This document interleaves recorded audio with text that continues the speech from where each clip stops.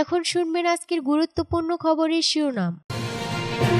শুধু সারা বাংলাদেশ না, তোমরা সারা দুনিয়া পাল্টে ফেলতে পারো, জানিয়েছেন বেরোবিতে ডক্টর ইউনূস। ছাত্রনেতা থেকে অন্তর্বর্তী সরকারের উপদেষ্টা দায়িত্ব নিয়ে লক্ষ্য স্থির করে ফেললেন নাহিদ ইসলাম। সাংবিধানিকভাবে শেখ হাসিনা এখনো প্রধানমন্ত্রী, এ দাবি সম্পূর্ণ অমূলক ও ভিত্তিহীন। আমি প্রস্তুত, দলের কর্মীদের প্রাণ বাঁচাতে বাংলাদেশ ফিরছেন হাসিনা পুত্র সজীব। নিরাপত্তা দিবে কে? ওপারে অধিকাংশ এটিএম এর ঝাঁপ বন্ধ, নগরের অভাবে চাপে বাংলাদেশের জনতা। নির্বাচন ঘোষণা হলে দেশে ফিরবেন শেখ হাসিনা, পদত্যাগ পত্রে স্বাক্ষর না করার দাবি জয়ের। শুধু বাংলাদেশ না, তোমরা সারা দুনিয়া পাল্টে ফেলতে পারো, জানিয়েছেন বেরোবিতে ডক্টর ইউনূস। শিক্ষার্থীদের গণ অভ্যুত্থানে যে দ্বিতীয় বিজয় অর্জিত হয়েছে তা ব্যর্থ হতে দেয়া যাবে না বলে মন্তব্য করেছেন অন্তর্বর্তী সরকারের প্রধান উপদেষ্টা ডক্টর মোহাম্মদ ইউনূস। আজ শনিবার দুপুরে রংপুরে বেগম রোকেয়া বিশ্ববিদ্যালয়ের প্রশাসনিক ভবনে আয়োজিত শিক্ষক শিক্ষার্থীদের সঙ্গে মতবিনিময় সভায় তিনি এ কথা বলেন। ডক্টর ইউনূস বলেন, আজকে গোলাম আবু সাঈদের বাড়িতে সে শুধু এখানে প্রাণ দিয়েছে তা নয়, আমরা মহাকাব্য গড়ি, মহাকাব্যে নায়ক থাকে, সাংঘাতিক ঘটনা ঘটে। এই নায়ক নায়িকারা কি সাংঘাতিক রকমের ক্যারেক্টার। আবু সাঈদ হলো মহাকাব্যের চরিত্র। ভবিষ্যতে এটা নিয়ে বহু কবিতা, বহু সাহিত্য, বহু কিছু রচিত হবে। তিনি বলেন, সে দেখিয়ে গেল, চমকে গেছে মানুষ। গুলিটা খাওয়ার ছবি দেখানো আর মানুষকে থামানো যায়নি।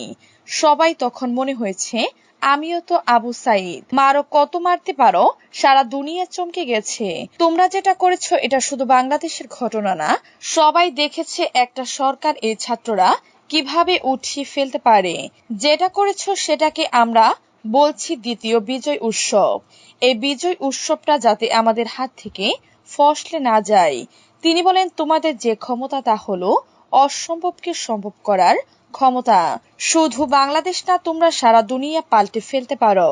ছাত্রনেতা থেকে অন্তর্বর্তী সরকারের উপদেষ্টার দায়িত্ব নিয়ে লক্ষ্য স্থির করে ফেললেন নাহিদ ইসলাম। কোটা আন্দোলন ও তারপরে বৈষম্য বিরোধী ছাত্র আন্দোলনের অন্যতম সমন্বয়ক, এখন বাংলাদেশের অন্তর্বর্তী সরকারের অন্যতম উপদেষ্টা নাহিদ ইসলাম পেয়েছেন ডাক, টেলিযোগাযোগ ও তথ্য প্রযুক্তি মন্ত্রীকে দায়িত্ব। তার চোখে নতুন বাংলাদেশের রূপরেখা কেমন হবে? মন্ত্রক বন্টনের পর বাংলাদেশের সংবাদ মাধ্যম প্রথম আলোকে দেয়া সাক্ষাৎকারে সেই কথা জানিয়েছেন নাহিদ। তিনি চাইছেন বাংলাদেশে এমন এক রাজনৈতিক বন্দোবস্ত কায়েম হোক যাতে পদ্মাপাড়ে স্বৈরতন্ত্র আর ফিরে না আসে। প্রথম আলোকে তিনি বলেন, আমরা এমন এক রাজনৈতিক ব্যবস্থা নিয়ে আসতে চাই যেখানে গণতন্ত্র, মানবাধিকার, মানুষের জীবনের নিরাপত্তা ও ন্যায় বিচার নিশ্চিত হবে। উল্লেখ করে জুলাই মাস থেকে বাংলাদেশে যে উত্তপ্ত পরিস্থিতি তৈরি হয়েছিল তাতে প্রচুর সাধারণ মানুষের মৃত্যু হয়েছে, আহত হয়েছেন অনেকে। যে প্রতিশ্রুতির ভিত্তিতে বাংলাদেশের রাজনীতিতে এই পরিবর্তন এনেছেন তারা সেই প্রতিশ্রুতিগুলো পূরণ করতে চাইছেন নাহিদ। তার আশ্বাস, অন্তর্বর্তী সরকার সেই প্রতিশ্রুতি পূরণের লক্ষ্যে কাজ করবে। সাংবিধানিকভাবে শেখ হাসিনা এখনো প্রধানমন্ত্রী, এ দাবি সম্পূর্ণ অমূলক ও ভিত্তিহীন। শেখ হাসিনা পদত্যাগ করেননি এবং সংবিধান অনুযায়ী তিনি এখনো বাংলাদেশের প্রধানমন্ত্রী বলে দাবি করেছেন তার ছেলে ও উপদেষ্টা সজীব ওয়াজেদ জয়। তবে তার এই দাবি সম্পূর্ণ অমূলক ও ভিত্তিহীন বলে মনে করেছেন সংবিধান বিশেষজ্ঞরা। রয়টার্সকে দেয়া সাক্ষাৎকারে জয়ের এমন দাবির বিষয়ে জানতে দ্য ডেইলি স্টার কথা বলেছে সংবিধান বিশেষজ্ঞ আরিফ খানের সঙ্গে। শেখ হাসিনা পদত্যাগ করেননি এই দাবি প্রসঙ্গে আরিফ খান বলেন, বর্তমান সংবিধান অনুযায়ী দুটি ক্ষেত্র ছাড়া বাকি সব বিষয়ে প্রধানমন্ত্রী ও রাষ্ট্রপতির আলাপ আলোচনা গোপনীয়তার মধ্যে হয়। কাজেই তারা গোপনীয়তা রক্ষা করে কি আলোচনা করেছেন তা তারাই জানেন। তাদের মধ্যে একজন যখন বলছেন যে প্রধানমন্ত্রী পদত্যাগ করেছেন, তখন সেটাই গ্রহণযোগ্য ও চূড়ান্ত। কাজে সাংবিধানিকভাবে শেখ হাসিনা এখনো প্রধানমন্ত্রী আছেন, এটা মোটেই যুক্তিযুক্ত কথা নয়। এবং পুরোপুরি ভিত্তিহীন ও অমূলক দাবি। এটা আর আলোচনারই বিষয় নেই, যোগ করেন তিনি। আরিফ খান বলেন, গণ অভ্যুত্থান বা যুদ্ধ মুহূর্তে পদত্যাগের অর্থ রাষ্ট্রীয় টেলিভিশন চ্যানেলে ঘোষণা দিয়ে পদত্যাগ করা হয়। সংবিধানে বলা নেই যে ঘোষণা দিয়ে পদত্যাগ করতে হবে। তিনি বলেন, প্রধানমন্ত্রী পদত্যাগের সিদ্ধান্ত জানাবেন বা পদত্যাগপত্র জমা দিবেন রাষ্ট্রপতির কাছে। রাষ্ট্রপতি যখন বলেছেন যে প্রধানমন্ত্রী তার কাছে পদত্যাগপত্র জমা দিয়েছেন, তখন তার পদত্যাগের প্রমাণ হিসেবে এই ঘোষণায় যথেষ্ট ও চূড়ান্ত।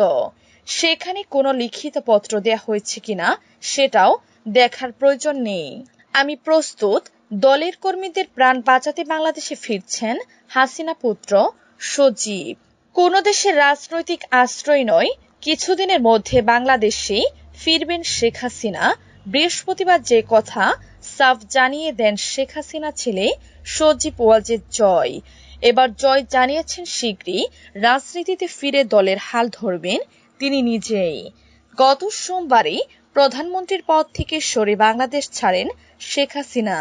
ছাত্র জনতার অভ্যুত্থানে প্রধানমন্ত্রীর পদ থেকে পদত্যাগ করে দেশ ছেড়ে ভারতে যেতে বাধ্য হন শেখ হাসিনা। তার অনুপস্থিতিতে দিশেহারা হয়ে পড়েছেন দলটির নেতাকর্মীরা।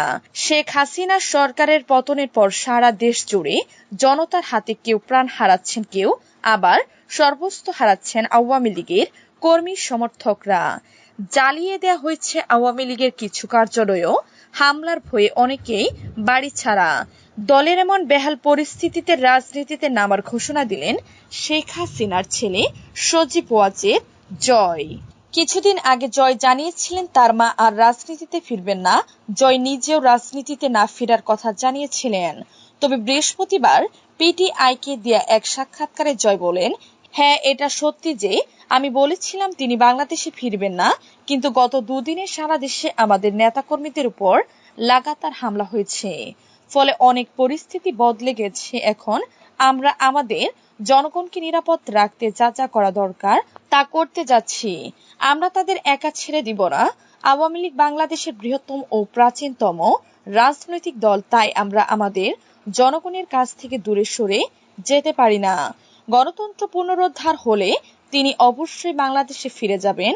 আমি আশা করি তিনি সত্যিকার অর্থে তার কথায় অটল থাকবেন।